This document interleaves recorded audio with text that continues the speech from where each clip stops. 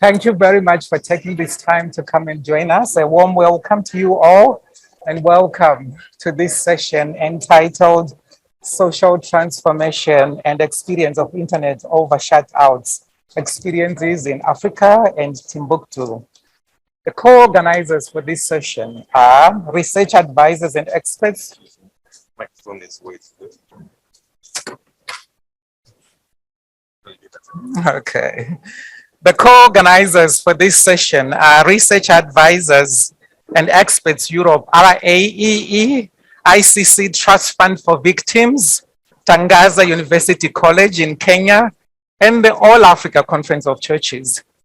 This session is going to be hosted in a dialogue format between myself, Gordon Simango, the director of the All Africa Conference of Churches, Liaison Office to the African Union, and Ms. Adeline of the ICC Trust Fund for Victims.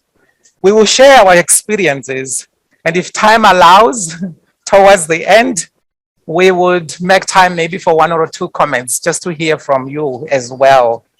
And then we would conclude the session. And so to start the ball rolling, I'll give this time to my colleague, Ms. Adeline. And Ms. Adeline, the floor is yours. All right, thank you, Gordon. Can you hear me? All right, very good. Okay, good afternoon. So I'm gonna time myself because we do not have much time, and I'm gonna tell you a story about how technologies assisted us and even enabled us to implement reparations for the benefit of victims of crimes committed in Timbuktu, Mali in 2012. So as you may know, in 2012, northern Mali was occupied by armed groups, including jihadist groups, and those armed groups committed a number of crimes, including crimes against cultural properties, against sacred buildings in Timbuktu. After the occupation, the Malian authorities called upon the ICC to investigate on these events, and the ICC did so, which gave rise to two cases. One case is currently before the ICC, and the other case is finished and was against Mr. Al-Mahdi, the chief of the Morality Brigade, who planned and conducted attacks on these sacred buildings in Timbuktu. After he was convicted by the ICC issued a decision that we call an order for reparations, in which the court said, okay, you now have to repair the harm that you caused because of these crimes, and the ICC laid out who are the victims and what they are entitled to. And this is where the Trust Fund for Victims, that is the organization where I work, comes into play, because the Trust Fund for Victims was created with the ICC, next to the ICC, to implement reparations after someone has been convicted. So the court said a number of people are victims of these crimes and have a right to reparations, and one group are the descendants of the saints that were buried in these protected buildings that were destroyed. And the court said these people have a right to financial compensation, symbolic. So this is where we came into play and tried to actually identify these people and assist them to submit claims, verify their claims, and if their claim was valid and if they were eligible, if they had the right to reparation, issue their award, reparations award. Doing that was enabled because of technologies, because this happened from 2019 onwards in a context where Timbuktu was barely accessible physically, because it is not safe, because we had restrictions to go there, and because we did not want people to be associated with us and to be exposed in associating with us. So we had to work in this very dangerous, actually, context of Timbuktu, and this is where we started relying on new technologies.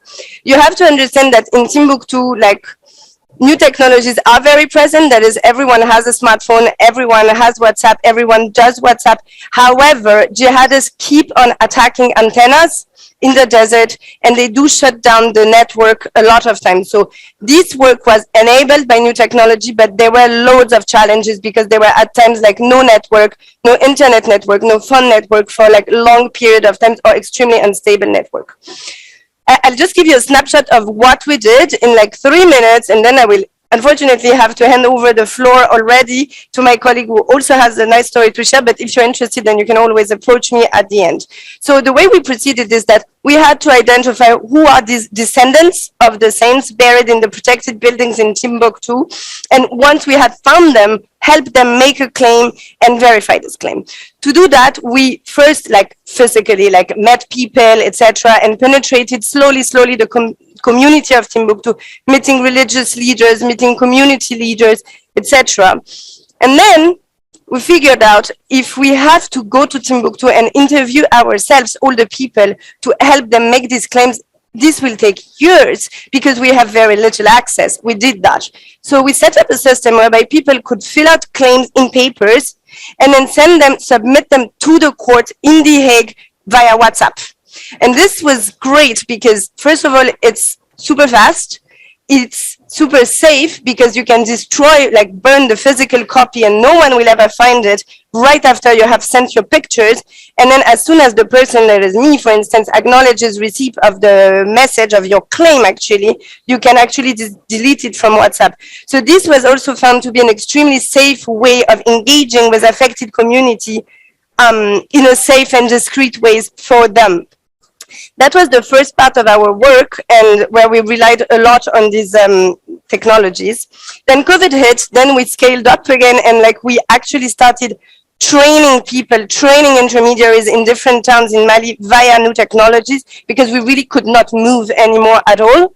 So they were actually doing some part of our work, and we were having all this training of those intermediaries, a collection of applications and claim all via internet.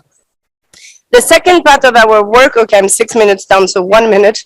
The second part of our work was to actually, once we have verified that these people are victims and they have a right to reparation, now they must receive this reparation, which was a symbolic financial compensation, so cash.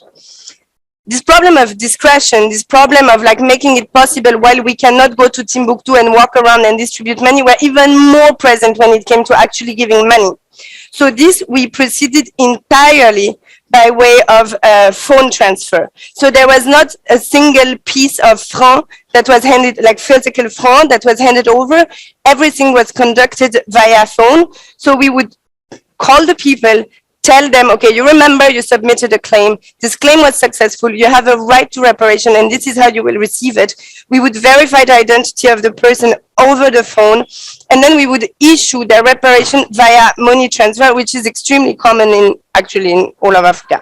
And this is how they were receiving their reparations awards. And the last step of that process was to actually get a proof of receipt from them, because you don't have physical contact, so you need to verify them, which also happen digitally. So short, you can ask me a question at the end if you want. We relied entirely, or in large part, on new technologies to actually implement that part of reparations for victims of these crimes committing in 2012 in Mali, in spite of the really, really difficult connectivity situation in Timbuktu. Thank you, and now we'll hand the floor to my colleague. Thank you very much. Oh. Thank you. Thank you very much, Ms. Adeline. That was really powerful in terms of the story and how you actually went to support victims to be able to get reparations, and even going to, the way you explained how people could send messages very fast with the possibility that they could delete the messages, but the messages would have gone through and you would have acknowledged receipt. I think that's a powerful way of using digital technology.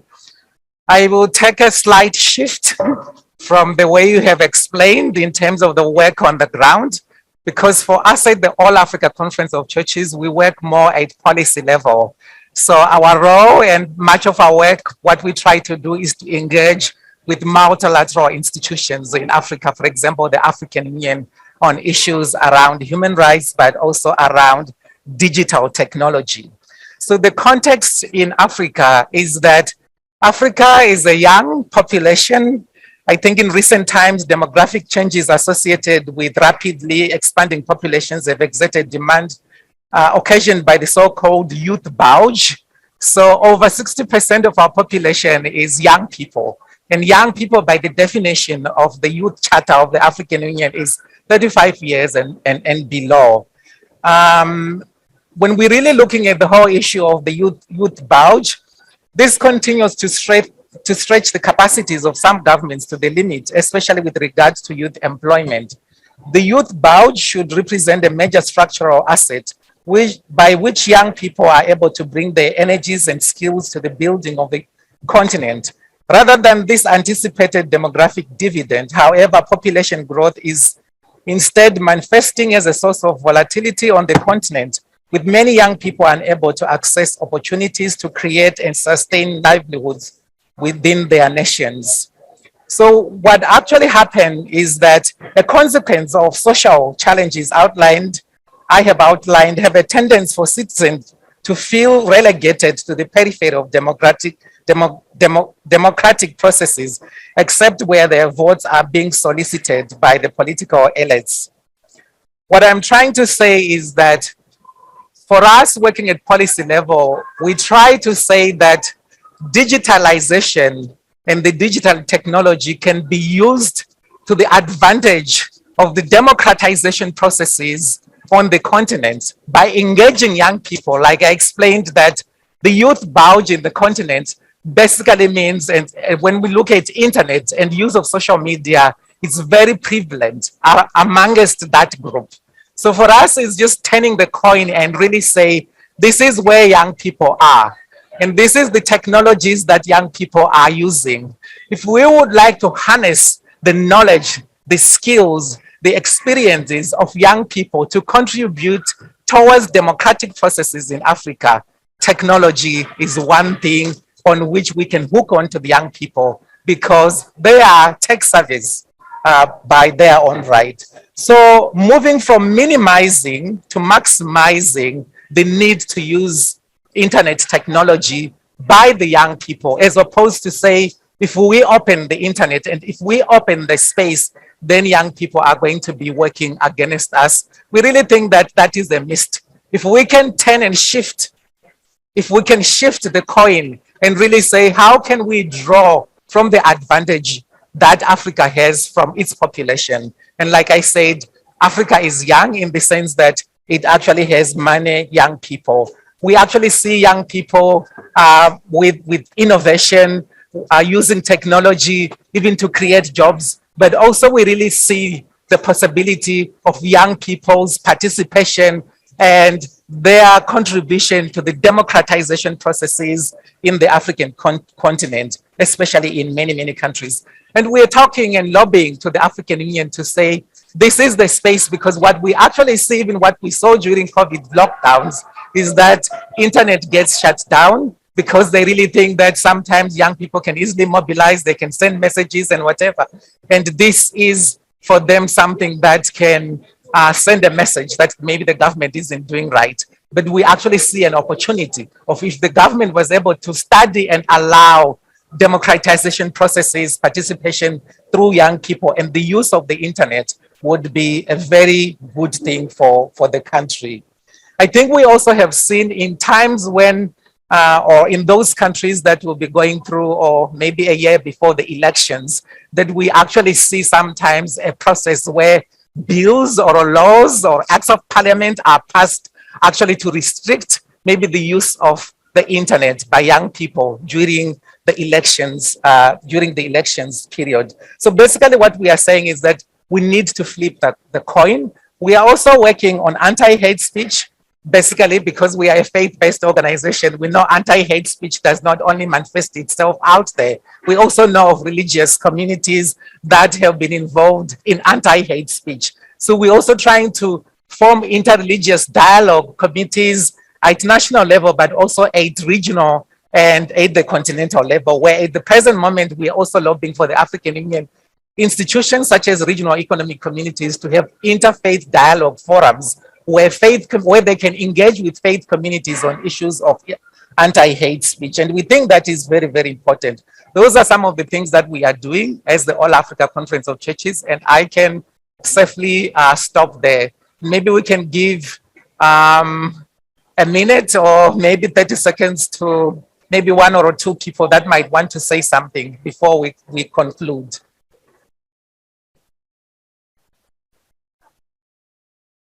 If no question, no comment, I think it is also fine. And like my colleagues said, that if you have anything that you would like to take further with us, I think it is important. We are here and you can continue to dialogue and also talk to us. Again, I would like to thank you and thank everyone for taking your time to actually come and engage with us, but also towards the end, also to acknowledge the Research Advisors and Experts Europe, RAEE, under the leadership of Professor Mariam, that they made it possible, especially for us, their partners from other parts of the world, to actually come and engage, but also to share our experiences during these European Development Days. Thank you. I will give you time, just the last comments that we have. Thank you, Gordon. We'll end. Thank you, Gordon. I have nothing to add, so you can safely applaud. Thank you. Thank you.